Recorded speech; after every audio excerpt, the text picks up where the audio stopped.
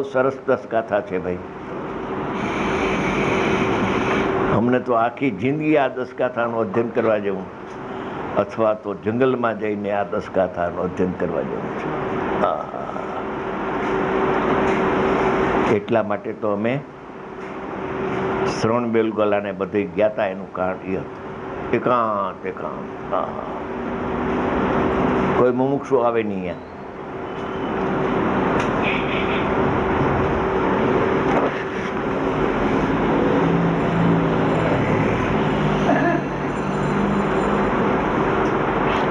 હવે આગળ સિદ્ધાંત કહે છે કે આત્મા પરને જાણવા જતો નથી, પર કહેતો નથી કે મને જાણ, અને આત્મા પણ પોતાને જાણવાનું છોડીને પરને જાણવા જતો નથી.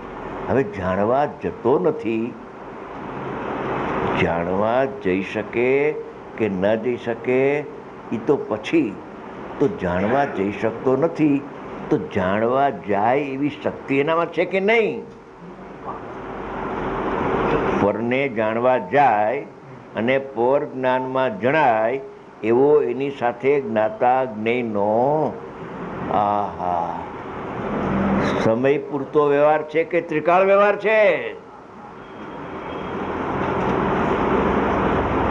સમય પૂરતો વ્યવહાર છે.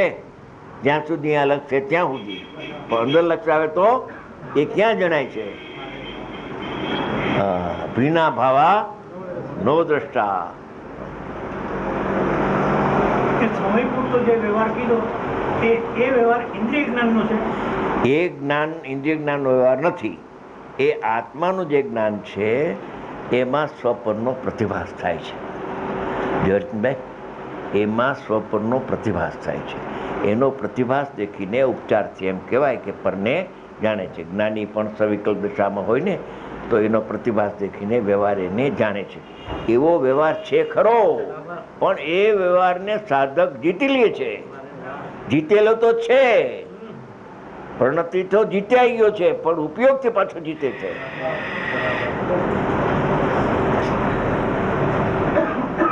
ભજુભાઈ, અલૌકિક વાતો છે બધી.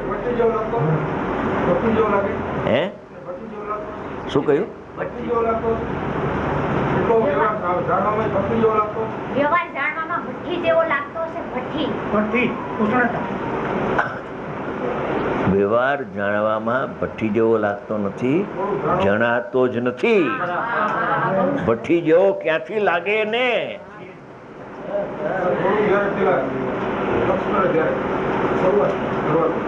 ભાઈ, જ્ઞાનની શક્તિ કોઈ અચિંત્ય છે.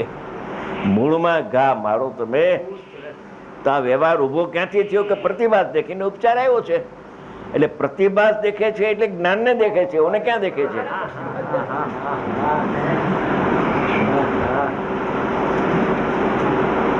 આ બધું શાસ્ત્રમાં છે, પ્રવચન સારમાં આ બધું છે. કાર્યમાં કારણનો ઉપચાર છે, બાકી કાંઈ છે નહીં. હા, વ્યવહાર જાણે છે તે ભઠ્ઠી જેવો જાણે તો છે. એવું હે રાખ્યું છે વટ. રાગ છે ને એ જાણે છે, પણ ભઠ્ઠી જેવો જાણે છે. અમારા શાંતિભાઈ એકવાર પૂછ્યું કે રાગને ભીનપણે તો જાણે છે ને? આપના પિતાશ્રીએ પૂછ્યું હતું, આ બેઠા છે, પૂછ્યું હતું ને? ભલે આને ખબર છે. ના ના, પણ પૂછવું જોઈએ. એમાં પૂછવું એ કઈ દોષ નથી. દોષ નીકળી જાય. પૂછવું જરૂર પૂછવું જોઈએ. એનું સ્પષ્ટીકરણ કરવું જોઈએ કે જાણતો નથી બરાબર, પણ ભીનપણે તો જાણે ને. આ દેહ છે એ મારાથી ભીન છે એમ તો દેહને જાણે ને. ભીનપણે પણ જાણે કે ને દેહ ને. રાગ ભીન છે એમ હું જાણું છું. જાણવાપણું તો રહી ગયું, પરને જાણવાપણું તો રહી ગયું. હા, એટલે હું થયું એમાં દોષ આવ્યો કઈ? હા હા હા, આ વાત તો ત્વરાએ ભાઈ અનુભવ થાય એવી આ દસગાથા છે. શું કહું તમને? હા હા, ત્વરાએ અનુભવ થાય. એને અનુભવ ન કરવો હોય તો થાય, થઈ જાય, ખેંચી જાય એવી ગાથા છે. એવું આમાં માલ ભર્યો છે. મારું કહેવાનો આશય છે કે આ 10 કાંટામાં એવો માલ ભર્યો છે. વાર છે હજી, સારું છે. હવે એક સિદ્ધાંત કે છે કે ભિન્નપણે તો જાણે ને,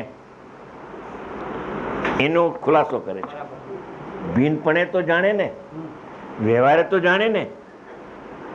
હા હા હા, અરે એ 12મી ગાથાનો વ્યવહારમાં તો દોષ બતાવે છે કે 11મીમાં નિર્વિકલ્પનું થયો, સવિકલ્પમાં આવ્યો, ઉપયોગ અંદર ટકતો નથી અને બહારનો એ પ્રતિભાસ થાય છે. તો સવિકલ્પ દશામાં કોઈને કોઈ વખતે સવિકલ્પ દશામાં વ્યવહાર જાણેલો પ્રયોજમાન એમ કહ્યું છે. સમજી ગયા? હા હા હા હા. પણ વ્યવહાર જાણેલો પ્રયોજમાન છે એમાં ઉપયોગ વયો ગયો, પરિણતિ રહી ગઈ પણ ઉપયોગ એ ગુણ કે દોષ? વ્યવહાર જાણેલો પ્રયોજન એમાં દોષ કે નહીં? હા, ચારિત્રનો દોષ, શ્રદ્ધાનો દોષ નથી એમાં. હા હા. અને પાછું એ વ્યવહાર જાણેલું પ્રયોજનથી પાછું ફરી ઉપયોગ અંદરમાં જાય, નિર્વિકલ્પ ધ્યાનમાં શુદ્ધ ઉપયોગમાં આવી જાય. શુદ્ધ પરિણતિ હતી, હવે શુદ્ધ ઉપયોગમાં આવી જાય છે. હા હા. એમ 6ઠે 7મે એવું હોય છે. હા, 6ઠે વ્યવહાર ઊભો થાય છે. હા, પણ એ વાત કરે છે હવે કે ત્રણેય કાળની વાત કરે છે, એના મૂળ સ્વભાવની વાત કરે છે, જ્ઞાનના મૂળ સ્વભાવની વાત કરે છે. એ ધ્યાનમાં રાખજો. 2 સૂત્ર છે. એમાં દ્રષ્ટાંતમાં 2 સૂત્ર આપ્યા હતા, સિદ્ધાંતમાં 2 સૂત્ર એના શબ્દો છે.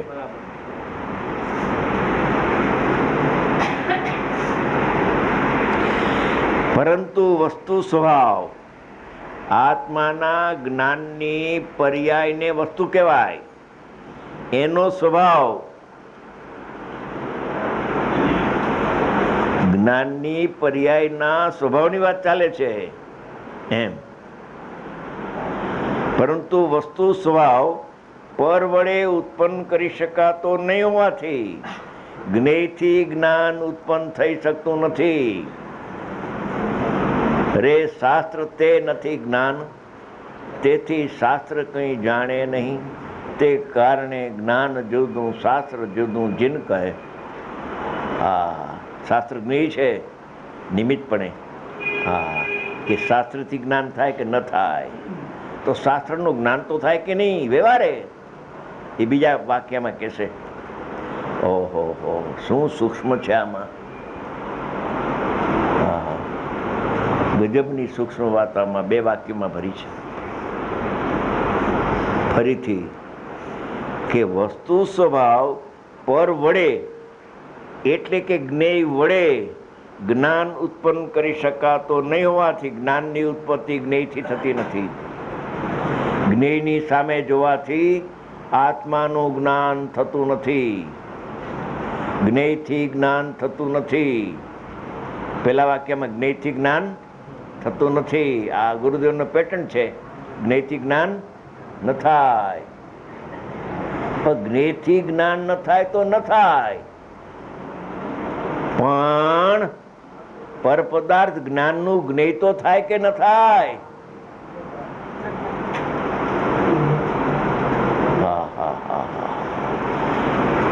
વજુભાઈ, નિર્વિકલ્પ ધ્યાન તો આવે પણ શુક્લ ધ્યાનની શ્રેણી આવીને કેવળ જ્ઞાન થઈ જાય તરત જ, એવી આ વાત છે. શું કરવું, કેવું, કોને? હા, આ તો વળી સાંભળનારા છે. હા, બાકી તો આ વાત કોઈ સાંભળે પણ નહીં. હા, ઉડાડી દઈએ એમને. આ તો નિશ્ચયની, એકદમ નિશ્ચયની ટોપની વાત કરે છે. અમારા ભાઈ આવ્યા છે ને, આ કવિ રમેશભાઈ કવિ છે. એ કોઈ પણ એનું ભજન હોય તો એ ભજનમાં શ્રેણી આવી કે આવશે, શ્રેણી આવી કે આવશે, એમ શ્રેણીની વાત કર્યા કરે.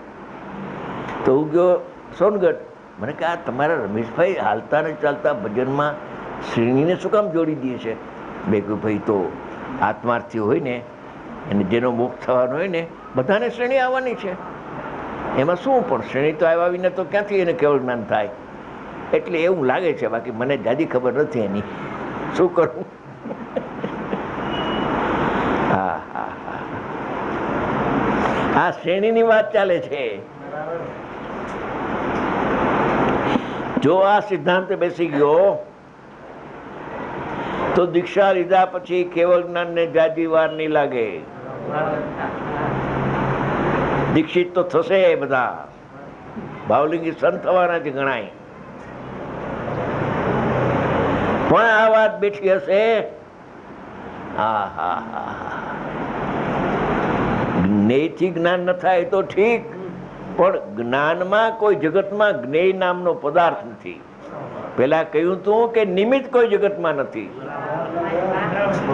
હવે શાસ્ત્રકાર કહે છે, આ કહે છે એની વાત કરું છું, મારે ઘરની ક્યાં કહું છું. કહે છે કે આ જગતમાં જ્ઞેય એક જ છે, બીજું કોઈ જ્ઞેય જગતમાં તારું જ્ઞેય કોઈ નથી. આ કર્તાનું કર્મ તો કોઈ થાય નહીં, પણ જ્ઞાનનું જ્ઞેય કોઈ થતું નથી. એક જ જ્ઞેય છે, જ્ઞાતા જ્ઞાન ને જ્ઞેયની અભેદતા. ધ્યેય એક અને જ્ઞેય પણ, ધ્યેયમાં જ્ઞાયક અને જ્ઞેયમાં પણ. શબ્દો ફેરવો નહીં, બોલો છઠ્ઠી ગાથામાં બેમાં જ્ઞાયક આવ્યો.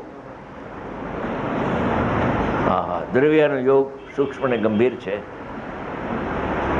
હા, ઉત્કૃષ્ટ હોય ભાઈ તો જ્ઞેયથી જ્ઞેયાંતર થવાનો અવકાશ રહે. હા, પણ બે તો જ્ઞેય એક જ જ્ઞેય રહે ને એક જ જ્ઞેયમાં જ્ઞેયાંતર ન થાય તો શ્રેણી જાગી જાય ને. આવી બીજું શું આ થાય? એ જ આવે. કાંઈ રહે જ નહીં બીજું.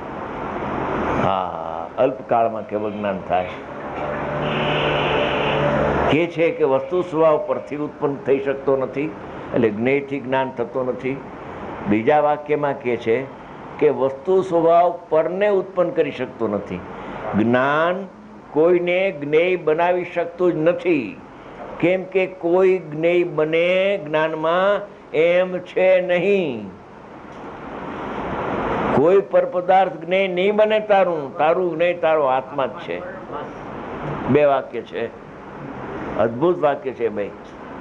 હા હા, સોનાનું પતરું અને અક્ષર હીરાના અક્ષરથી કોતરાવીને ટીંગાડવા જેવું છે. વસ્તુ સ્વભાવ પર વડે ઉત્પન્ન થઈ શકતો નથી.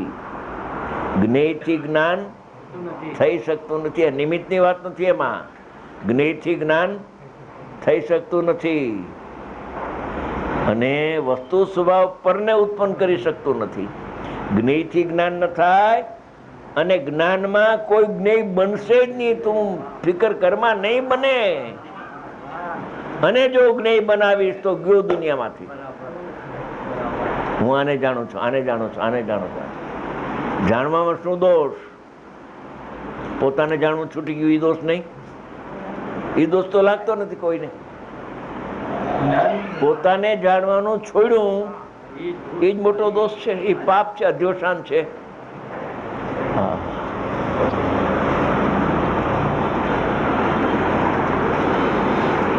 હવે થોડી બે ચાર લીટી બાકી છે. હવે પાછું કાલ ઉપર રાખવું. 10:30 થી 11:30, સવારે 10:30 થી 11:30 આ જ ગાથાનું અધ્યયન થશે. બસ બપોરે બંધ છે.